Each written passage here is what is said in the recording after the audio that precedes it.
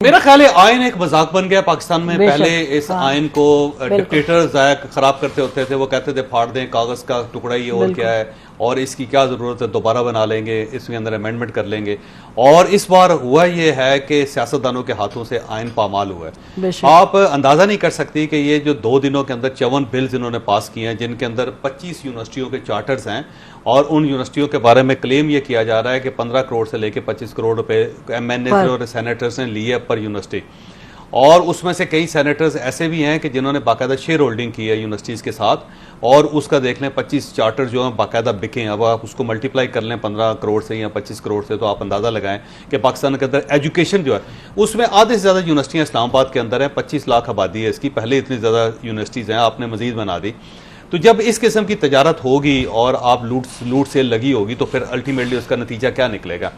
फिर बिल्स जो हैं किसी ने पढ़े नहीं है कि हम पुलिस को ये इख्तियार दे रहे हैं कि वारंट के बगैर आप गिरफ्तार कर सकते हैं। और ये सऊदी अरेबिया के अंदर भी नहीं है, ये दुनिया में कौन सा मुल्क है जी जिसके अंदर पुलिस को ये इख्तियार दे दिया जाए कि बगैर वारंट के आप किसी के घर दाखिल होकर गिरफ्तार कर लें, या एजेंसीज को ये इख्तियार दे दिया जाए, जबकि पूरी दुनिया के अंदर ऐसा मामला नहीं है कि कोई एजेंसी जाए और आपको पकड़ के ले जाए। लेकिन इसी पार्लियामेंट ने, इन्हीं लोगों ने जो ये कहते थे कि आयन जो उसकी सुपरमेसी होनी चाहिए, उन्हीं लोगों ने इसके ऊपर साइन कर दिए और हाथ खड़े करके कहा कि मंजूर है, कबूल है।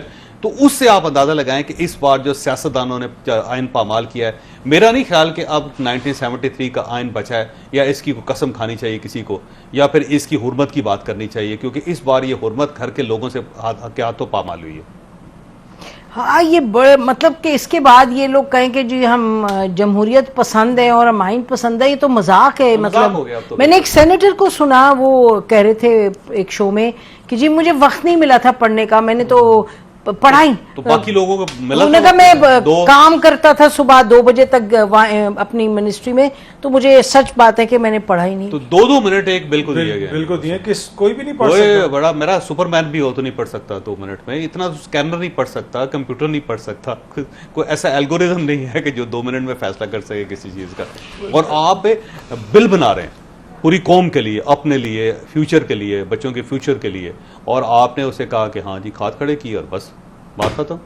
तो अब मेरा नहीं ख्याल कि किसी सियासी जमात को आयन की बात करनी चाहिए। और अगर ये आयन पामाल हो जाता है और इलेक्शन 4 साल अगर नहीं भी होते, तो मेरा नहीं ख्याल कि किसी सियासी जमात को ये इख्तियार होना चाहिए कि वो आयन की बात करे।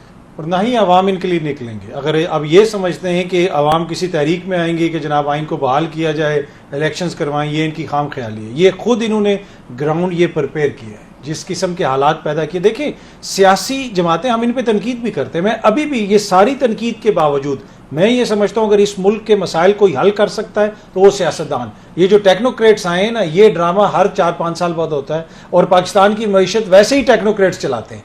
आज तक पाकिस्तान की किसी भी जमहूरी हुकूमत में जमहूरी हुकूमतों ने मईशत चलाई नहीं। आप कमी होती है इतनी कि वो नहीं देखिए, आप इसहाक डार साहब भी तो टेक्नोक्रेट्स हैं, हफीज शेख साहब टेक्नोक्रेट हैं, शौकत तरीन साहब टेक्नोक्रेट हैं, ये हर हुकूमत में होते हैं। तो मईशत तो हमेशा वैसे ही टेक्नोक्रेट्स चलाते हैं। ये कहना कि जी टेक्नोक्रेट्स आएंगे और संभाल लेंगे, नहीं। वो तो हर दुनिया के हर मुल्क ना, हर जगह होते हैं। इंडिया में जो टेक्नोक्रेट थे मनमोहन सिंह और कौन से उसके बाद दे वर आल्सो। फैसले कौन करते हैं?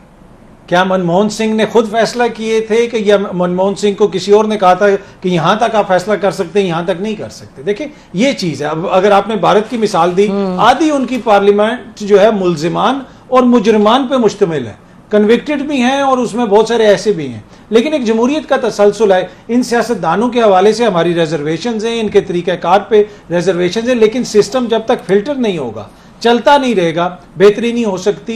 अब ये जो नई निगरान हुकूमत आई है, मैं सुन रहा हूँ जिस दिन से वो है, बड़े अच्छे शख्स हैं, काकड़ साहब में 24 घंटे हुए हैं, उनको जब से वो आए हैं बार बार खबर आ रही है जी मैशत पे ये ब्रीफिंग ले ली, फलानी मैशत पे वो ब्रीफिंग ले ली। भाई आप इलेक्शन करवाने आए, इलेक्शन कमीशन से कह दिया हमारा कोई ताल्लुक नहीं। जब वो डिसाइड करेंगे फिर हम उनकी मदद करेंगे।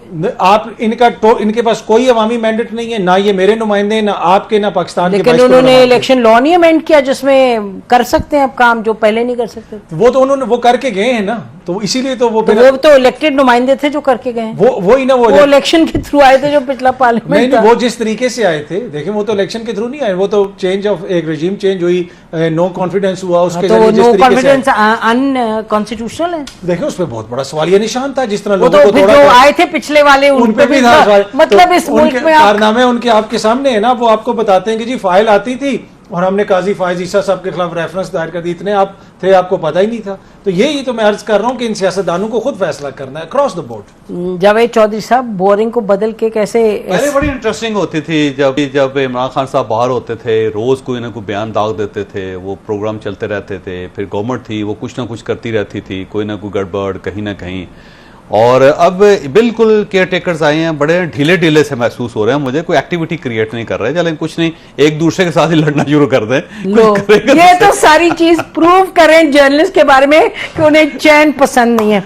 हाँ जी, दो साशिया गवान साहबा को शामिल कर लें इसमें, रौनक लग जाएगी। दो साशिया गवान साहब या फवाद चौधरी साहब को कर लें, यानी दो बंदे अगर इनमें से आ जाए, एक भी आ जाए ना तो रौनक लग जाएगी, यकीन करें। अगर रौनक मकसद है तो अच्छा, तो फिर रौनक भी होनी चाहिए ना। रौनक तो होनी चाहिए, लेकिन थोड़ा सा इस पे आते हैं, पीटीआई के साथ क्या होने जा रही है। नहीं कि अब इमरान खान साहब के हवाले से ये भी केस चल रहा है, और देखें स्क्रीन पे अगर ये प्रोड्यूसर साहबा चलाएं कि उनकी कल उमर अयूब साहब की जो ट्वीट्स आ रही थी, रात को उनकी 11 साढ़े 11 बजे ट्वीट आई है जिसमें उन्होंने कहा कि जी मोहसिन साहब जो है, सेनेटर मोहसिन, उनके बेटे को उठाया गया और उन्होंने कहा कि बेटे ने ये पैगाम दिया कि अगर वालिद पीटीआई को छोड़ेंगे तो फिर बेटे को जब छोड़ा जाएगा, और इस तरह के और भी वाकयात हैं।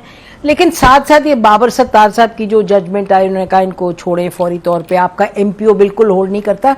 तो जावेद, आप तो ये मामलात देख रहे हैं, काफ़ी दिहाई से हम देख रहे हैं आप और मैं, तो ये आपको क्या दिखाई देता है कि ये मामला किस तरफ जाएगा? देखिए, वो जो कहते हैं ना, जो बोएंगे वो काटेंगे, जो आगे पीछे चल रहा होगा वो अल्टीमेटली आप तक आएगा। बड़े पुराने मुहावरे हैं, कुछ इटालियन लैंग्वेज में, कुछ इंग्लिश में, कुछ उर्दू में, कुछ पंजाबी के मुहावरे हैं। ठीक।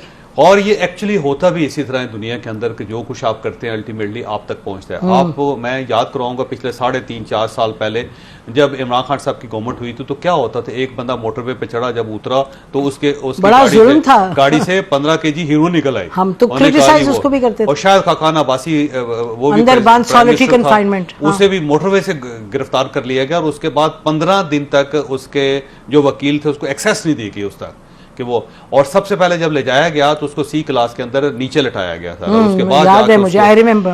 वो एहसन इकबाल को देख लें, फिर ख्वाजा आसिफ को देखें, किसको, ख्वाजा साद रफीक और उसके भाई को देख लें आप, फिर हमजा शहबाज को, मरियम नवाज के दरवाजा तोड़ दिया रात को। मरियम नवाज अपने वालिद से मिलने के लिए जेल से गिरफ्तार, पहला वाकया था पाकिस्तान की हिस्ट्री में कि जेल से किसी बंदे को इसलिए गिरफ्तार कर लिया क्योंकि वो अपने वालिद से मिलने गई थी, और इस तरह ब्रूटली इस्तेमाल किया गया पावर को। तो आज देखें वही कुछ हो रहा है इनके साथ, जो इन्होंने पहले किया था अब वो वापस इनकी तरफ आ रहा है, लौट रहा है। ये वक्त है जो हमेशा चेंज होता रहता है। और साथ साथ मैं ये भी कहूँगा कि ये लोग जिन्होंने ये सब कुछ खुल दे दी, और जिसमें मियाँ शहबाज शरीफ साहब शामिल है, आसिफ अली जरदारी साहब शामिल है, मौलाना फजलुर रहमान साहब शामिल है, और ये हमेशा कहते रहते कि देखिए जी इमरान खान के साथ ऐसा हो रहा था, मैंने बर्दाश्त करना चाहिए। वो वक्त बड़ी जल्दी आने वाला है कि इन सबको भी ये बर्दाश्त करना पड़ेगा, क्योंकि ये जो कांटे बो के गए हैं ये कोई थोड़े नहीं है, ये बड़ी तादाद में, और पाँव इनके भी जख्मी करेंगे ये। मसलन देखिए ना, जो कानून साजी की इन्होंने, जो कानून साजी की, अगर आप उसको एक बार पढ़ लें, मेरा नहीं ख्याल कि इन्होंने पढ़ा होगा, अगर आप उसको एक बार पढ़ लें तो मेरा नहीं ख्याल कि अब ये बाकी अगर फर्ज करें कि ये एस्टैब्लिशमेंट से या स्टेट से कुछ टकरा सकते हैं या कुछ डिफरेंस ऑफ ओपिनियन रख सकते हैं, जिस दिन रखेंगे मेरा ख्याल है इनके साथ भी वही होगा। तो अब मोहसिन लगारी साहब के साथ जो कुछ हुआ ज्यादती नहीं होना चाहिए। अल्टीमेटली हम एक सिविलाइज सोसाइटी है, सिविलाइज सोसाइटीज़ में इस किस्म के जो चीज़ें हैं उसकी इजाज़त नहीं होनी चाहिए। लेकिन जब मोहसिन लगारी साहब का दौर था तो वो क्या करते रहे? परवेज़ इलाही साहब पे तो बड़ा बुरा लगता है कि उनको पकड़ पकड़ पकड़, उनका हाल देखें, उनकी उम्र देखें, देखें ना आप और मैं। परवेज़ इलाही साहब का मसला ये है, परवेज़ इलाही साहब जो जिसको जिम्मेदार ठहरा सकते हैं वो उनका साफ ज़्यादा है कि उनका बेटा सब कुछ कर करा के ब्रीफ केस भर के वो चला गया और वालिद को तो जेलों में छोड़ दिया, और हम ये कहते हैं कि हम बड़े गैरतमंद हैं। भाई मेरा ख्याल ये है कि वो बुला रहे हैं उसको तो मोनसलाई को आना चाहिए ना अपने वालिद के कंधे से कंधा जोड़ के, खुद वो वहां बैठ के कैपुचिनो पी रहे हैं और उसके बाद तस्वीरें खिंचवा के भिजवा रहे हैं, और इधर वालिद जो है वो मिनरल वाटर को तरस रहा है, वो कहता है कम से कम मुझे साफ पानी तो दे दो, घर का खाना ही देता हूँ मुझे। और इस गर्मी के अंदर ना उनको दवाइयां मिल रही है, ना उनको साथ डॉक्टर मिल रहा है, और कीड़े उनके सेल के अंदर है, और फिर एक जगह से निकलते दूसरी जगह पे उनको गिरफ्तार कर लिया जाता है। तो मेरा ख्याल ये कि बेटे को अब आके कुर्बानी देनी चाहिए, बजाय इसके कि वो स्पेन में बैठ के ये फैसला करे कि जी मैं सीएम बनूंगा आने वाले दिनों में।